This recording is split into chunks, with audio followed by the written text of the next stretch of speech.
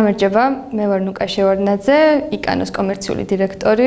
დღეს ვისაუბრებ ზოგადად მარკეტინგის და ბრენდინგის ზოგად პრინციპებზე და შევეცდები მოგცეთ რჩევები სტარტაპებს, რომელიც შეიძლება გადაგდგეთ საწყის ეტაპზე.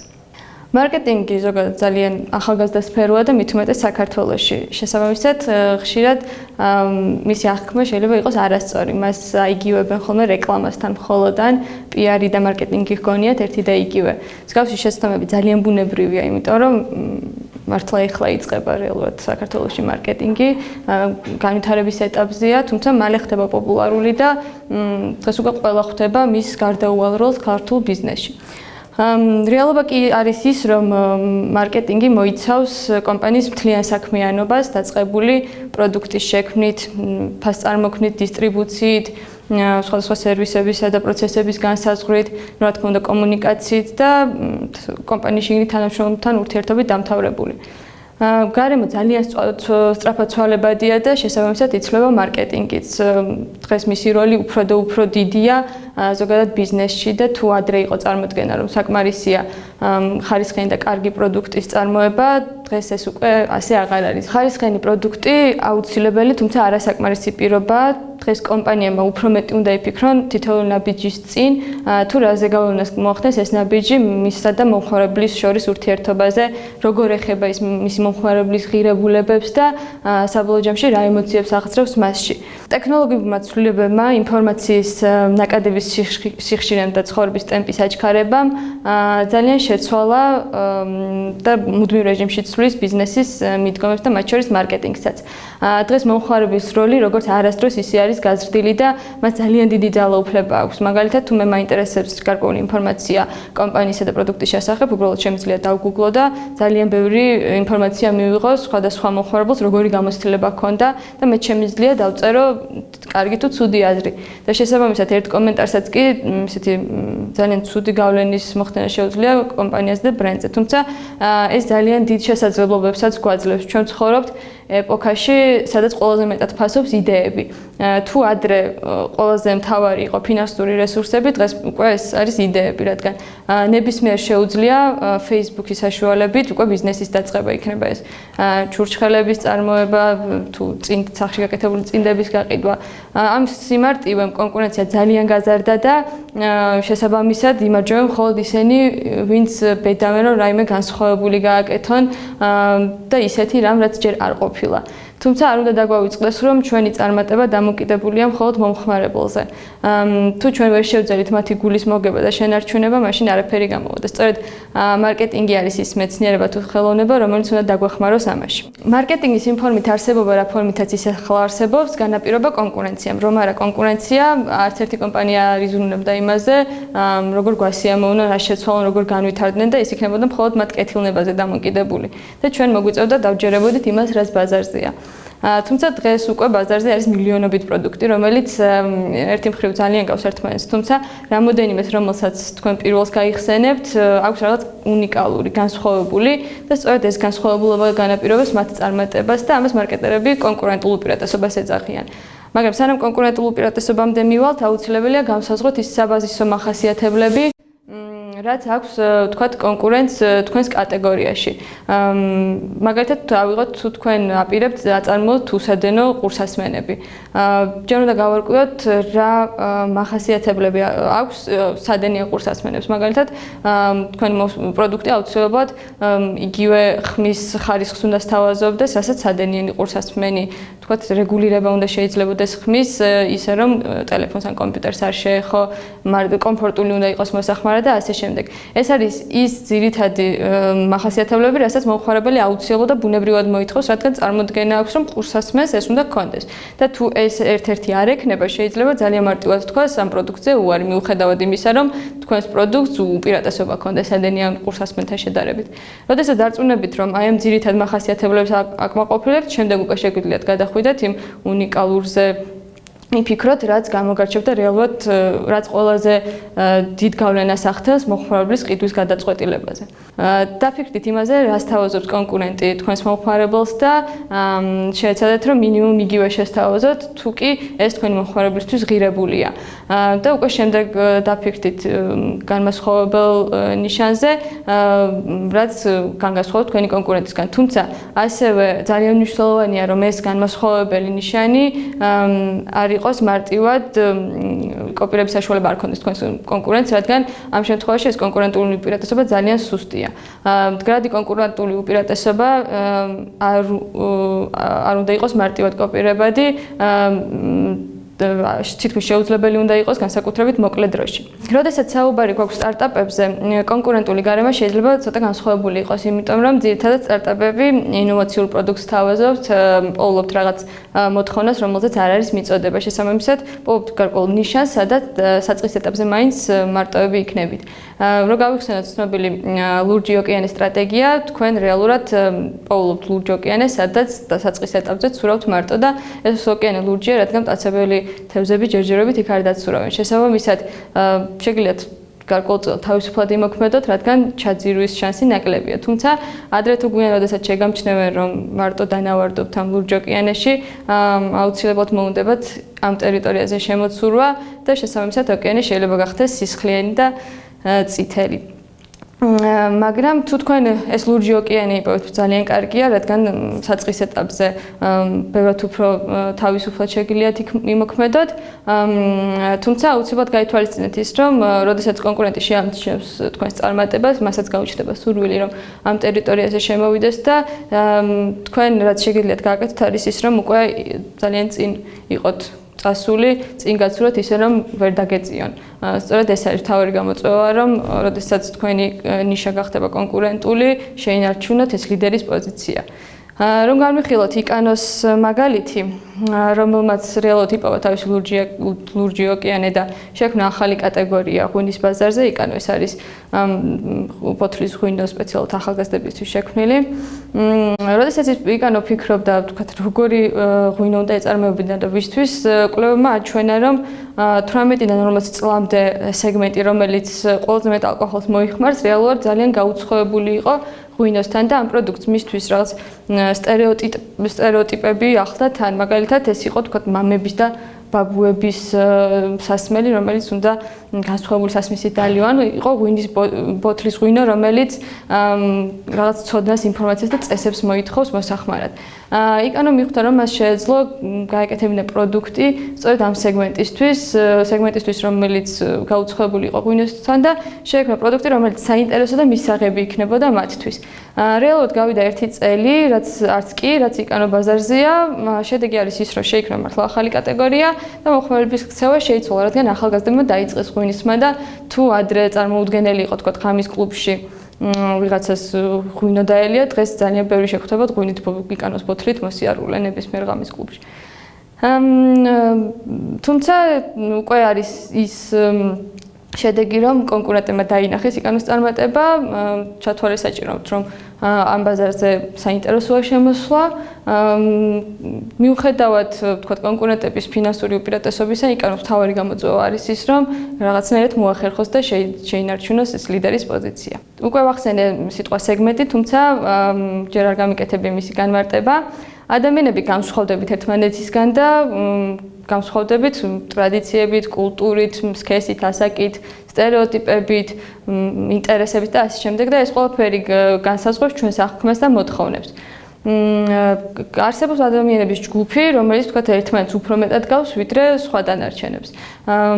სწორედ აი ადამიანთა სიმრავლეს, რომლებიც გარკვეული ნიშან-თვისებებით გვანან ერთმანეთს და ეს ყველაფერი განაპირობებს მათ საერთო ინტერესს ერთი პროდუქტის მიმართ, ქვია ბაზრის სეგმენტი. მაგალითად, მე შეიძლება ვიყო Coca-Cola სეგმენტი და ამავდროულად ვიყო iPhone-ის მომხმარებელი. თუმცა შეიძლება ვიღაცა იყოს Coca-Cola სეგმენტი და არ იყოს iPhone-ის მომხმარებელი. სეგმენტის განსაზღვრა ძალიან მნიშვნელოვანია იმისთვის, რომ თქვენ იცოდეთ ვისთვის ქმნით პროდუქტს და რა ენაზე უნდა ესაუბროთ მას. რაც უფრო კონკრეტულად არის სეგმენტი განსაზღვრული, მით უფრო მეტი შანსი გაქვთ, რომ წარმატებული იყოს მათთან კონტაქტი. თუ თქვენ თვლით, რომ თქვენი სეგმენტი არის ყველა, ძალიან რისკავთ იმას, რომ საბოლოო ჯამში თქვენი მომხმარებელი არავინ იყოს. შეეცადეთ, როდესაც თქვენ სეგმენტის განსაზღვრას დაიწყოთ ზოგადი მახასიათებლებით, თქვათ თუ არის თქვენი მომხმარებელი შემოსაზღვრული გეოგრაფიული ტერიტორიით, სქესით, ნასაკით, შემოსავლის დონით და ასე შემდეგ. თუმცა აქ არ გაჩერდეთ და შეეცადეთ, რომ დაფიქრდეთ რა არის მათი ინტერესები, რაზე ზრუნავენ, რას განიცდიან, საღამოთი სად დადიან და ასე შემდეგ. და შექმნათ ერთი ადამიანის სახე, რომელშიც ყველაზე კარგად არის გაერთიანებული თქვენი სეგმენტის ძირითადი დამახასიათებელი თვისებები. მაგალითად, ისევ იკანოზე განვიხილოთ, იკანო თვლის რომ თავის სეგმენტი არის ახალგაზრდული სულისკვეთების ადამიანები, რომლებსაც არ უყვართ როდესაც თავს ახვევენ რაღაცებს, უყვართ ურჩევნიათ თავისუფლება, მოწონთ პროგრესი, თვითონაც მუდმივად მუშაობენ საკუთარ პიროვნულ თუ პროფესიულ განვითარებაზე, არიან პოზიტიურები, უყვართ გართობა, ამავდროულად არიან ძალიან თანამედროვეები და ინფორმაციას მარტივად იღებენ. შესაბამისად, ურჩევნიათ რომ მიიღოთ მარტივი და ხარისხიანი პროდუქტი იქნებათ მომსახურება, თუმცა ამავდროულად მათთვის ძალიან მნიშვნელოვანია თვითონ ის ბრენდი, რომელსაც მოიხმარენ, რამდენად ეხმიანება და ხომ არ ეწინააღმდეგება მათ პრინციპებს და ღირებულებებს. ესეთი კონკრეტული განსაზღვრა სეგმენტის ერთი მხრივ ძალიან სასარგებლოა, რადგან როგორც თქვი, უფრო ესე კაფეოდ დაინახავთ ვისთვის ქმნით პროდუქტს და შესაბამისად როგორ უნდა შექმნათ ეს პროდუქტი. თუმცა მეორე მხრივ არ უნდა დაივიწროთ თქვენი მოქმედების არეალი, რადგან თუ მიხვდით რომ ეს სეგმენტი არის ძალიან ვიწრო და ძალიან ნიშური, დაფიქრდით იმაზე, ხომ არ შეგიშლით ეს ხელს, რომ შედარებით დიდი ბაზარი მოიცვათ და საბოლოოდ უფრო განავითაროთ თქვენი ბიზნესი. სავსებით შესაძლებელი და კარგია თუ თქვენი პროდუქტის მომხმარებელი გახდება ის ადამიანი, რომელიც არ შედის თქვენს სეგმენტში. თუმცა თუ შეამჩნიეთ, რომ თქვენს პროდუქტს მოიხმარენ მხოლოდ ის ადამიანები, რომლებიც არ არიან თქვენს სეგმენტში, მაშინ დაფიქრდით იმაზე, ხომ არ დაუშვით სადმე შეცდომა მაგალითად პროდუქტში ან კომუნიკაციაში, ან ხომ არ არის თავიდან სეგმენტი განსასაზღვრი.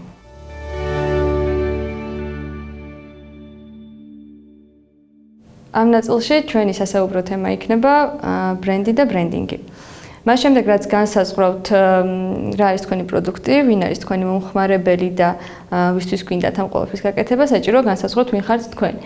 რადგან ამ ურთიერთობაში არის ორი მხარე და ერთი ცდილობს თავი მოაწონოს მეორეს. შესაბამისად, ამისთვის თქვენ საჭიროა რომ თქვენს პროდუქტს შემატოთ დამატებითი ფასეულობა, ჩაბეროთ სული და შექმნათ ის ვისთანაც სასურველია ურთიერთობა, ანუ შექმნათ ბრენდი.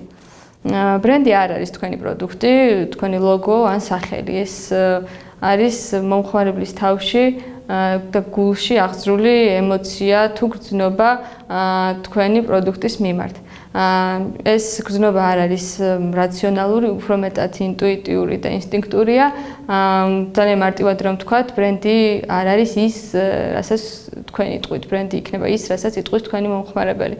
როგორც ჩვეულებრივ ურთიერთობაში, ადამიანურ ურთიერთობებში თქვენ არ შეგიძლიათ რომ განსაზღვროთ რა წარმოქმნა იქნებათ ადამიანებს თქვენზე, უბრალოდ შეგიძლიათ თქვენი ქცევებით იმოქმედოთ მათ გრძნობებზე, ისევეა ბრენდინგის შემთხვევაშიც. დასაწყისში ჩვენ ვისაუბრეთ იმაზე, თუ როგორ შეიცვალა მომხმარებლის ქცევა ყიდვის გადაწყვეტილების მიღების პროცესში. დღეს ჩვენი არჩევანი ძალიან გაზრდილია, ინფორმაცია მარტივად ხელმისაწვდომი და ჩვენი დრო სულ უფრო და უფრო ცოტა იმისთვის, რომ მივიღოთ გადაწყვეტილება. შესაბამისად, ის ძველი მეთოდები, რითაც ადრე ვარჩევდით პროდუქტს, აღარ არის აქტუალური. დღეს ნაკლებად ვაქცევთ მხოლოდ მახასიათებლებს და პროდუქტის უპირატესობებს, ყურადღებას, მით უმეტეს, რომ ძალიან მარტივად აკოპირებენ უკვე კონკურენტები ერთმანეთის პროდუქტის მახასიათებლებს და ამაში ერთმანეთს ტოლს არ უდებენ. დღეს ბევრად უფრო არამატერიალურ რაღაცებს ვაქცევთ ყურადღებას და ჩემთვის უფრო მნიშვნელოვანია მაგალითად ის თუ როგორ არის შეფუთული პროდუქტი, როგორ აღმიქვავს საზოგადოება, როდესაც მე ვარ ამ პროდუქტის თუ ბრენდის მომხმარებელი და რაც თავარია ვინ ყიდის ამ პროდუქტს. ის ნდობა, რომელსაც მომხმარებელი გიცხადებს თქვენი პროდუქტის შეძენისას, ძალიან რთული მოსაპოვებელია და თუ მას დაკარგავთ, შეიძლება კომპანიისთვის ფატალურიც აღმოჩნდეს. დღევანდელ სამყაროში თქვენი წარმატება დამოკიდებულია თქვენსა და მომხმარებელს შორის ურთიერთობაზე უფრო მეტად, ვიდრე მხოლოდ პროდუქტზე. დღეს ბრენდები ცდილობენ, რომ შეგვეხონ არა მხოლოდ ფიზიკურად, არამედ სულიერად. ისინი დიდი ხანია უკვე აღარ გვეულსვეუბრებიან მხოლოდ პროდუქტზე. ისინი ცდილობენ თავი გვაგრძნობინონ უფრო ბედნიერად, მხიარულად, ძლიერად, თავისუფლად და ასე შემდეგ. აი რო გავიხსენოთ ცნობილი ბრენდები, მაგალითად Coca-Cola უკვე დიდი ხანია გვესაუბრება ბედნიერებაზე, Apple განსხვავებულად ფიქრზე, Nike მოგვიწოდებს რომ დაბიჯის წინ გადადმისკენ და ასე შემდეგ. დღეს ბრენდებს მართავს ის ღირებულებები, რომლებიც აქვს მომხმარებელს და იმ ღირებულებები, რომლებთანაც გვინდა ჩვენი თავის გაიგივება.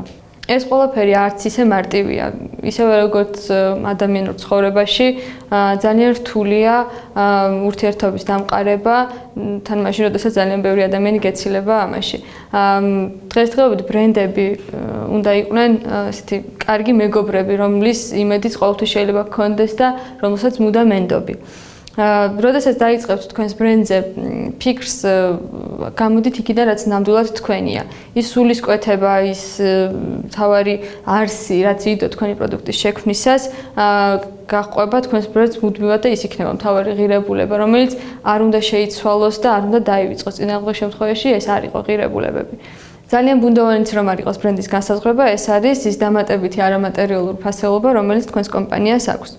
ჩვენ ვისაუბრეთ კონკურენტულ უპირატესობაზე და კონკურენტული უპირატესობა ძალიან მნიშვნელოვანია განსაკუთრებით ბრენდინგის კუთხით. თუ დღეს არ ხარ განსხვავებული და უნიკალური, ძალიან ძნელია რომ შეგამჩნიონ და დაგიმახსოვრონ.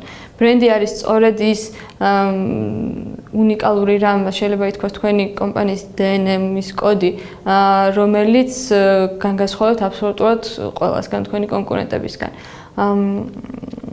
თქვენ ყველაზე კარგად იცით თქვენი ბრენდის არსი, რადგან სწორედ თქვენი შექმნილია და უბრალოდ შეიძლება დაგჭიროთ დახმარება იმაში, რომ რაღაც მიმართულებები განსაზღვროთ. მაგალითად, უპასუხოთ სამ ძირითად კითხვას, რომელიც შეიძლება ერთი შეხედვით ძალიან მარტივი იყოს.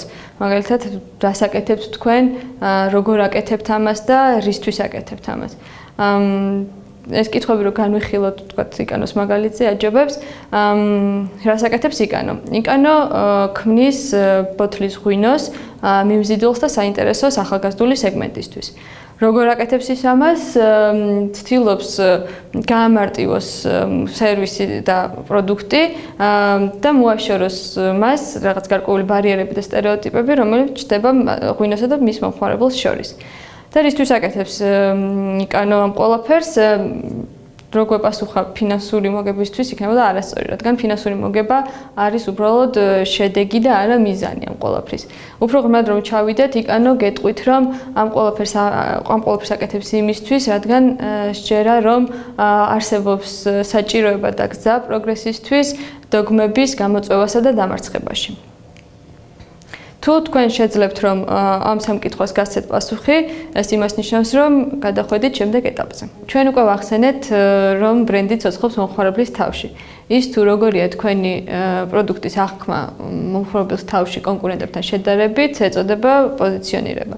მარტივად რომ ვთქვათ, ანუ როგორია თქვენი პოზიცია თქვენი მომხმარებლის წარმოდგენაში სხვებთან შედარებით. აუცილებელია წინასწარ განსაზღვროთ თქვენი ბრენდის პოზიციონირება, რადგან შემდეგ თქვენი ქმედებები უნდა მიმართული იყოს იმ მიზნების მისაღწევად, რაც დაგეხმარებათ ამ პოზიციონირების შექმნისა და შენარჩუნებისკენ. განვიხილოთ ისევ იკანოს შემთხვევა, იკანო ცდილობს და თვლის, რომ ცდილობს პოზიციონირდეს როგორც პროგრესული ექსპერიმენტული ღვინო ახალგაზრდული სულისკვეთების ადამიანებისთვის, სხვანაირად რომ ვთქვათ, სხვა ღვინო სხვა თაობისთვის. პოზიციონირებაში ძალიან მნიშვნელოვანია უნიკალურობა, არ შეიძლება რომ თქვენი პოზიციონირება ერგებოდეს თქვენს კონკურენტებსაც. თუ ეს ასეა, მაშინ კიდევ ერთხელ გადახედეთ. უკვე ვისაუბრეთ, რომ ბრენდები სულ უფრო და უფრო ემსგავსებიან ადამიანებს და მომხმარებელს ამ დამოკიდებულებას ითხოვს ბრენდებისგან. დღეს ბრენდებს აქვთ ჩვეულებრივად სტილი, ხასიათი, მიზნები, ხედვები, საუბრის ტონი, სახელი, ვიზუალი შეეცადეთ განსაზღვროთ თითოეული თქვენი ბრენდისთვის და ნახავთ რომ მიიღებთ ცოცხალ პიროვნებას, შემდეგ კი დაფიქრდით რამდენად სასურველი და საინტერესოა ეს პიროვნება თქვენი მომხმარებლისთვის. მხოლოდ შექმნა ამ პიროვნების არ არის საკმარისი, საჭიროა რომ ის იყოს თანმიმდევრული და მუდმივად აქტუალური. მომხმარებელი ყოველთვის ელოდება ბრენდისგან გარკვეულ ქცევას, რადგან უკვე აქვს შექმნილი მასზე გარკვეული წარმოდგენა. იმ შემთხვევაში თუ ბრენდი თავის ხასიათისგან განსხვავებულად მოიქცევა, შეიძლება მომხმარებელი გაღიზიანდეს. მაგალითად, თუ ბანკი სიტყვაზე არის ძალიან სოლიდური და სერიოზული, თუ ის გამოიყენებს იუმორს, მომხმარებელი შეიძლება დაიბნეს და უარყოფითი რეაქცია ჰქონდეს, რადგან თუ სოლიდურობა და სერიოზულობა არის ის, რაც განაპირობებს მომხმარებლის მხრიდან ნდობას ამ ბანკის მიმართ, მაშინ შეიძლება ეს ნდობა შეარყიოს ამ ყველაფერმა. ბრენდინგი ძალიან ღრმა და კომპლექსური პროცესია, თუმცა საწყის ეტაპზე იმისთვის, რომ თქვენ ჩამოყალიბდეთ თქვენი ბრენდის ძირითად მიმართულებებზე, შეეცადეთ პასუხი გასცეთ შემდეგ კითხვებს.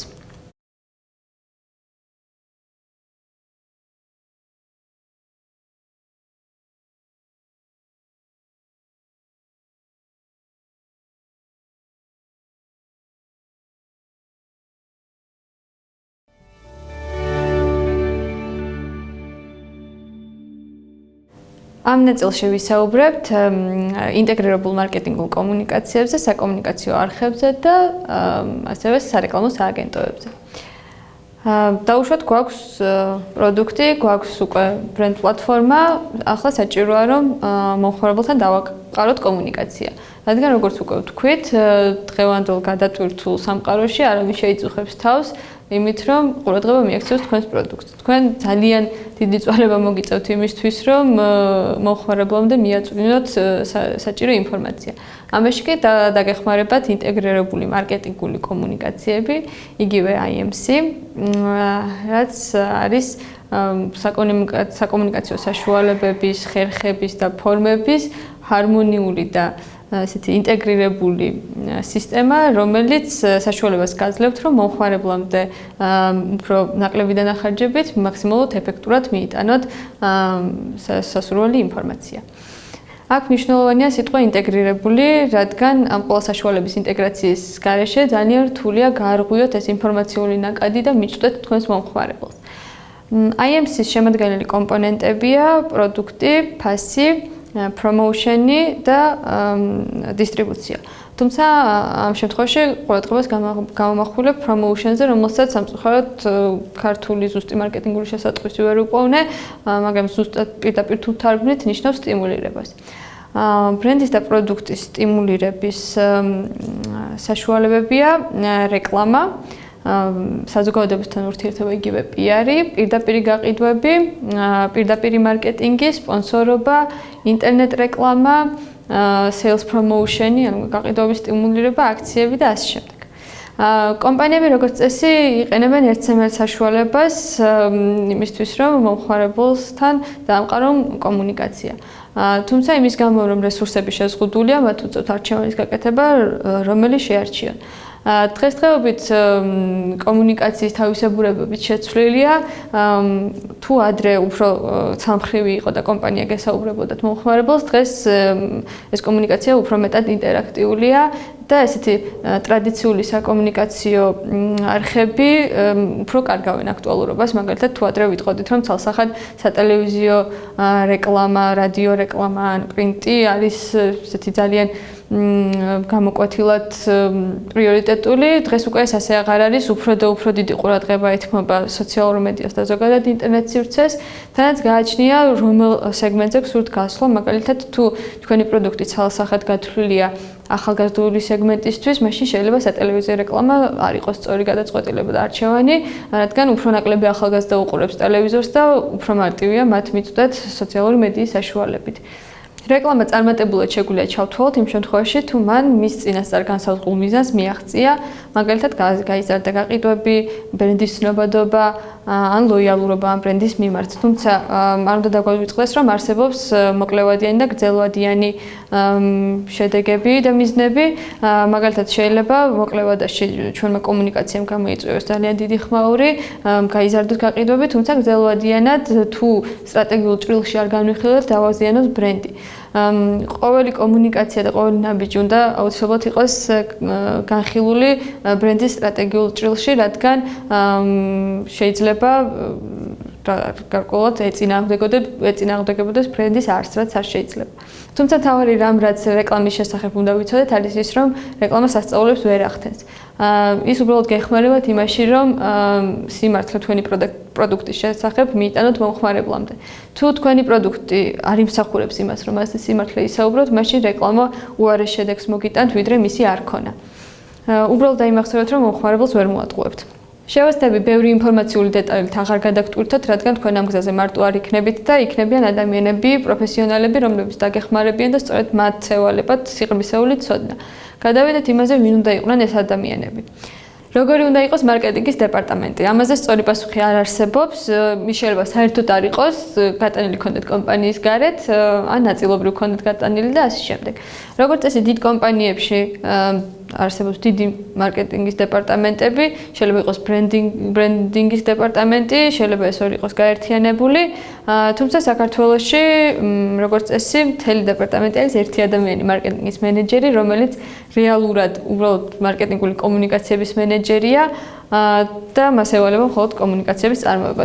თუმცა ჩვენ როგორც ვისაუბრეთ, მარკეტინგი უფრო ფართო სფეროა ვიდრე კომუნიკაციები.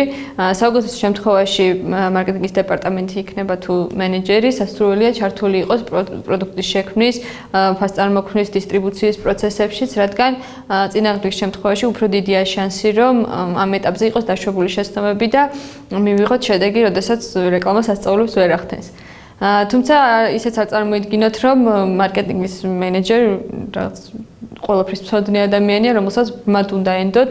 რეალურად თქვენ ხართ თქვენი ბრენდის შემქმნელი და ყველაზე კარგად თქვენ იცნობთ მას, თქვენს კომპანიას და პროდუქტს. უბრალოდ იპოვნეთ ადამიანი, რომელსაც ენდობით, რომლის ასწრსაც გაითვალისწინებთ და მჭიდროდ ითანამშრომლოთ მასთან. სტანდარტულ შემთხვევებში კომპანიის მარკეტინგის მენეჯერს ევალება მარკეტინგული სტრატეგიის შემუშავება, რომელიც კიდევ ერთხელ ვიმეორებ, მოიცავს პროდუქტის ფასწარმოქმნის, დისტრიბუციის და კომუნიკაციის სტრატეგიებს, ასევე საკომუნიკაციო გეგმის დაწერა, დაგეგმა, აღსრულება და შემდეგ ამ ყველაფრის რეპორტინგი და მონიტორინგი, სარეკლამო სააგენტოებთან ურთიერთობა, ძირითადად ეს ფუნქციები აქვს მარკეტინგის მენეჯერს, თუმცა რა თქმა უნდა ინდივიდუალურია ყველა კომპანიის შემთხვევაში. როდესაც საუბარი გვაქვს სტარტაპებზე, ბუნებრივია, რომ იქ მარკეტინგის დეპარტამენტები არ იარსებებს. ჩემი რჩევა იქნება, რომ საწყის ეტაპზე დაიქირავოთ გამოცდილი კონსულტანტი, რომელიც დაგეხმარებათ ძირითადად მიმართულებების ჩამოყალიბებაში და იმ ადამიანების და კომპანიების მოძებნაში, რომელიც სამომავლოდ დაგეხმარებიან. სასურველია, რომ მარკეტერიც კონსულტანტის დახმარებით შეარჩიოთ. სავარაუდოდ ეს მარკეტერი იქნება ახალგაზრდა, ორი მიზეზით, რომ ახალი თაობაში უკეთესად ისწავლება ეს სფერო და მეორე მიზეზი არის ის, რომ ნაკლებ ხელფას ითხოვენ. ამას გარდა გაითვალისწინოთ, რომ ვინაიდან ეს ადამიანი იქნება მარტო თავდაპირველად, მას მოუწევს ძალიან ბევრი საქმის თავის ხელით შესრულება და განსაზღვრეთ, რამდენად აქვს ამ ადამიანს უნარი, რომ ეს ყველაფერი დააორგანიზოს და ამ ყველაფრის ხალისი. და რა თქმა უნდა, შეეცადეთ, რომ ამ ადამიანის ენაზე საუბრობდეთ, სასურველია, რომ მას ჰქონდეს გარკვეული გამოცდილება, რადგან უნდა ედოთ მის პროფესიონალიზმს და გაიზიაროთ მისი აზრიც. და საბოლოო ჯამში მნიშვნელოვანია, რომ თქვენ შეძლოთ ამ ადამიანთან გრძელვადიანი თანამშრომლობა. თუმცა ყველაფერს კომპანიაში ვერ გააკეთებთ, გარკვეულ ეტაპზე მაინც მოგიწევთ გარკვეული მომსახურებების აუთსორსზე გატანა. ამაშიც სასურველია, რომ დაგეხმაროთ თქვენი კონსულტანტი, რადგან ის უკვე იცნობს ბაზარზე სხვადასხვა სარეკლამო სააგენტოებს, მათ შესაძლებლობებს, თქვენს მოთხოვნებსაც იცნობთ და შეგერჩევთ თქვენთვის შესაფერის სარეკლამო სააგენტოს. არსებობს სხვადასხვა ტიპის სარეკლამო სააგენტოები, ერთ-ერთი ეს არის full service agency, ანუ რომელიც გთავაზობთ მთლიან მომსახურებას დაწყებული სტრატეგიული ბრენდინგით დამთავრებული თქვათ სატელევიზიო რეკლამის გადაღებით. ასეთ სარეკლამოებთან თანამშრომლობას თავისი უპირატესობები აქვს, რადგან ისინი გიცნობენ ბრენდის შექმნის დღიდან, ძალიან კარგად იცნობენ და ესმით ბრენდის არსი და ეს ძალიან მნიშვნელოვანია სამომავლოდ, რადგან არ მოგიწევთ ხელახლა ახსნა სხვადასხვა სარეკლამოებისთვის. თუმცა არსებობს ესეთ უფრო სპეციალიზირებული სარეკლამო სააგენტოები, მაგალითად ბრენდინგ სააგენტოები, ნეიმინგ სააგენტოები, ანუ ისინი, რომლებიც მუშაობენ მხოლოდ სახელის შექმნაზე, ასევე შეიძლება იყვნენ ცალკეული დიზაინერები, რომლებიც იმუშავებენ თქვენს ლოგოზე და ბრენდის ვიზუალზე. მოკლედ დამხმარე ძალა ძალიან ბევრია, თქვენ უბრალოდ უნდა შეარჩიოთ თქვენთვის სასურველი და მისცეთ სწორი დავალება. სწორი დავალების მიცემა კი ძალიან მნიშვნელოვანია, რადგან თუ დავალება არასწორია, შედეგით შეიძლება არასწორი იყოს. ამ დავალების ფორმას, რომელიც ეძლევა სარეკლამო სააგენტოს, ბრიფს ვეძახით. ბრიფი ძალიან ბევრი ფორმა შეგიძლიათ მოძებნოთ ინტერნეტში, უბრალოდ ჩაწერეთ client brief. და თუმცა აქვს გარკვეული ისეთი ძირითადი პრინციპები, რაც უნდა იყოს ბრიფში. მაგალითად, ალბათ აუცილებელიც არის, რომ ჩაწეროთ თქვენი კომპანიის შესახებ გარკვეული ინფორმაცია. მით უმეტეს თუ სარეკლამოსთან პირველი შეხება გაქვთ, არ არის სარეკლამო ვალდებული, რომ თქვენს შესახებ გარკვეული ინფორმაცია გქონდეს, სულ რომ Coca-Cola იყოთ, მაინც აჯობებს, რომ თქვენი პირით მოყვეთ თქვენი ბრენდის შესახებ, ვიდრე მათ თავისი წარმოდგენები გქონდეთ. ამას გარდა განსაზღვრეთ აუცილებლად მიზნები, რა შედეგი გინდათ, რომ ამ დავალების შესრულება მოგიტანოთ. ეს შეიძლება იყოს თქვათ მატერიალური მიზანი ან არამატერიალური. და მხოლოდ იმის დაწერა, რომ გსურთ გაყიდვების გაზრდა შეიძლება არ იყოს საკმარისი, იმიტომ რომ თქვენ თვლიდეთ, რომ გაყიდვების გაორმაგება გჭირდებათ, ხოლო თქვენ სარეკლამო სააგენტოს 10% გაყიდვების ზრდაც ძალიან კარგად მაჩვენებლად ეჩვენებოდეთ. როგორც ვახსენეთ, თქვენი მიზანი შეიძლება არ იყოს მატერიალური და იყოს მაგალითად ბრენდის პოზიციონირება, როგორც გარემოზე მზრუნავი კომპანიის ან თქვათ გსურდეთ მოხმარებელს გააცნოთ რაღაც ახალი მახასიათებლები, რომელიც თქვენს პროდუქტს აქვთ. ამას გარდა შეეცადეთ, რომ განუსაზღვროთ ბიუჯეტი სარეკლამოს, რადგან მათ უნდა იცოდნენ რა დონეზე შეუძლიათ ფრთების გაშლა. ძალიან მნიშვნელოვანია, რომ სწორად განსაზღვროთ და ოქროს შუალედი დაიჭიროთ, რამდენი თავისუფლება უნდა მისცეთ სარეკლამო სააგენტოს, რადგან ერთი მხრივ თუ მათ რაღაც ჩარჩოებში მოაქციოთ ძალიან და ბევრ რამეს უკანახებთ თქვენით, შეიძლება ცუდი შედეგი მიიღოთ და მათი ფუნქცია ძალიან შემცირდეს. მეორე მხრივ თუ დიდ თავისუფლებას მიცემთ, შეიძლება დაიბნეს სარეკლამო სააგენტო. ამ შემთხვევაში შეეცადეთ გარკვეული ჩარჩო განსაზღვროთ, სადაც შიგნით მისცემთ უკვე თავისუფლებას.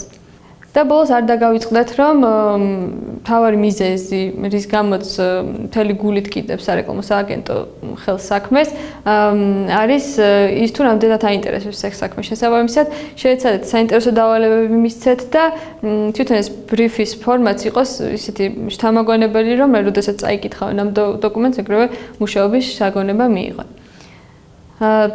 დანარჩენი უკვე ბრიფის ფორმა დამოკიდებულია იმაზე, თუ როგორია დავალება.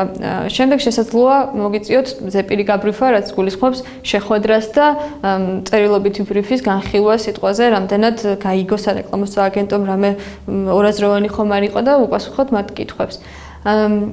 შემდეგ უკვე პროცესი მიდის ინდივიდუალურად გააჩნია, როგორი არის დავალება. რომ შევაჯამოთ რა არის ის აუცილებელი, რაც საწყის ეტაპზე უნდა გააკეთოთ. პირველ რიგში დაგჭირდებათ აუცილებლად სახელი და ლოგო, ვიზუალი. სახელის შერჩევისას აუცილებლად გაითვალისწინეთ, რომ თავისუფალი იყოს ინტერნეტში მისამართი, რადგან ადრე თუ გვიან დაგჭირდებათ თქვენი საიტის გაკეთება. სანამ ვიზუალზე და სახელზე გადახოთ, სასურველია იმუშაოთ ბრენდინგზე, რადგან სწორედ ბრენდი არის ის არსი, რომლის შეფუთვას არის შემდეგ აუცილებელი და თვითონ იმ ადამიანს, რომელიც იმუშავებს ამ ყველაფერზე, ბევრად უფრო გაუადვილდება, რომ სწორი შედეგი დადოს. განსაზღვრეთ რა არის თქვენი საკომუნიკაციო პირველი არხი, საუბრობთ ეს იქნება სოციალური მედია, განსაზღვრეთ თქვათ როგორი იქნება თქვენი გვერდი, რატომ იქნება ის საინტერესო მომხმარებლისთვის, რატომ შემოვა და მოიწონებს მას და ასე შემდეგ. იპოვნეთ მინიმუმ ერთი ადამიანი, რომელიც დაგეხმარებათ ამ ყველაფერში, საუკეთესო იქნება თუ დაიქირავებთ კონსულტანტს მცირე პერიოდით მაინც.